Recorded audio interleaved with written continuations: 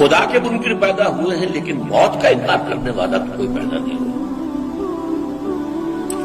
اس لیے میں نے آیت آپ کو سنائی، کل نفس ذائقۃ الموت، ہر سی نفس کو موت کا مزہ چکھنا ہے، ہر جاندار کو موت کا مزہ چکھنا ہے۔ ثم الینا ترجعون، پھر ہماری طرف لوٹا دیے جاؤ۔ تو زندگی کی سب سے اہم حقیقت موت، اور موت کے بعد رجوع اللہ، آخرت، یہ سب سے بڑی حقیقت ہے۔ ایک حقیقت سب مانتے ہیں، سب جانتے ہیں، دوسری حقیقت کے اوپر پڑنا پڑا۔ میں نے اس اعتبار سے نوٹ کیا یہ الفاظ قرآن میں 3 مرتبہ ہے، کل نفس ذائقۃ الموت، ہر جاندار کو موت کا مزہ چکھنا ہے۔ انبیاء اس سے مستثنا نہیں رہے، رسول اس سے مستثنا نہیں رہے، اولیاء اللہ مستثنا نہیں رہے۔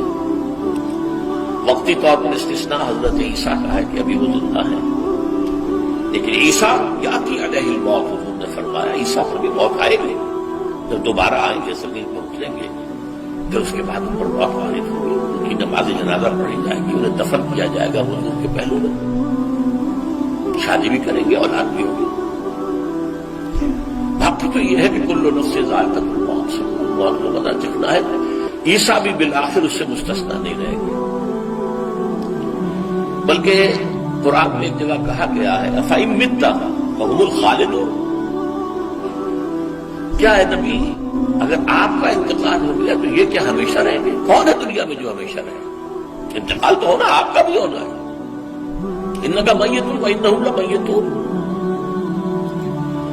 یہ تو مختصر ترین الفاظ تھے۔ اس سے آگے بڑھیے سورہ انبیاء میں فرمایا کل نفس ذائقۃ الموت وَنَبْلُوكُمْ بِالشَّرِّ وَالْخَيْرِ فِتْنَةً وَإِلَيْنَا تُرْجَعُونَ، ہر جاندار کو موت کا مزہ چکھنا ہے، اور اس سے پہلے پہلے ہم تمہیں آزماتے رہیں گے، خیر کے ذریعے بھی، بھلائی دے کر، صحت دے کر، دولت دے کر، اولاد دے کر، شہرت دے کر، اور برائی کے ذریعے سے بھی، تنگ دستی دے کر، بے عزتی دے کر، اہانت دے کر، ذلت دے کر،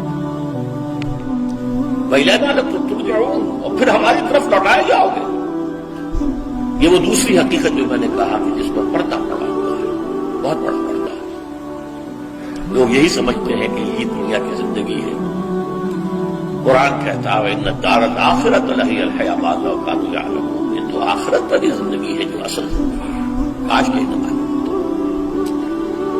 اس سے بھی زیادہ تفصیل سے یہ آل عمران میں آئی ہے، كُلُّ نَفْسٍ ذَائِقَةُ الْمَوْتِ وَإِنَّمَا تُوَفَّوْنَ أُجُورَكُمْ يَوْمَ الْقِيَامَةِ،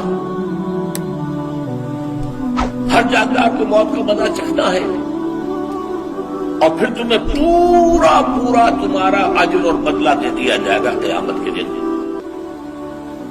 فَمَنْ زُحْزِحَ عَنِ النَّارِ وَأُدْخِلَ الْجَنَّةَ فَقَدْ فَازَ، جو کوئی آگ سے بچا لیا گیا اور جنت میں داخل کر دیا گیا وہ تو کامیاب ہو گیا۔ اللہم ربنا اجعلنا منہم، اللہم ربنا اجعلنا منہم، اللہم ربنا اجعلنا منہم۔ وَمَا الْحَيَاةُ الدُّنْيَا إِلَّا مَتَاعُ الْغُرُورِ، اور دنیا کی زندگی تو سوائے دھوکے کے سامان کا کچھ نہیں۔ دھوکہ کس معنی میں؟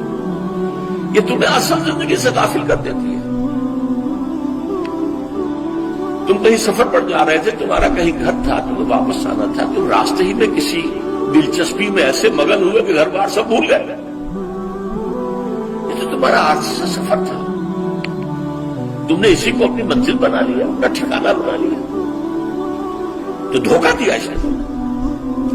ویسے دنیا کی زندگی دھوکہ نہیں ہے، بڑی حقیقت ہے، اس لیے کہ حضور نے فرمایا انما الدنیا مزرعۃ الآخرہ، یہ دنیا آخرت کی کھیتی ہے، یہاں بو گے تو وہاں کاٹو گے، یہاں کچھ کمائی کرو گے تو وہاں اس کا بدلہ ملے گا۔ اس اعتبار سے دنیا بہت بڑی حقیقت ہے، ایک ایک لمحہ بہت بڑی قیمتی شے ہے، لیکن اگر یہ دنیا تمہیں آخرت سے غافل کر دے تو اس سے بڑا دھوکے باز ہو۔ سبسکرائب کیجئے ہمارے چینل اور دبائیے بیل کا آئیکن تاکہ آپ کو ریگولر نوٹیفیکیشن اپڈیٹس مل سکے۔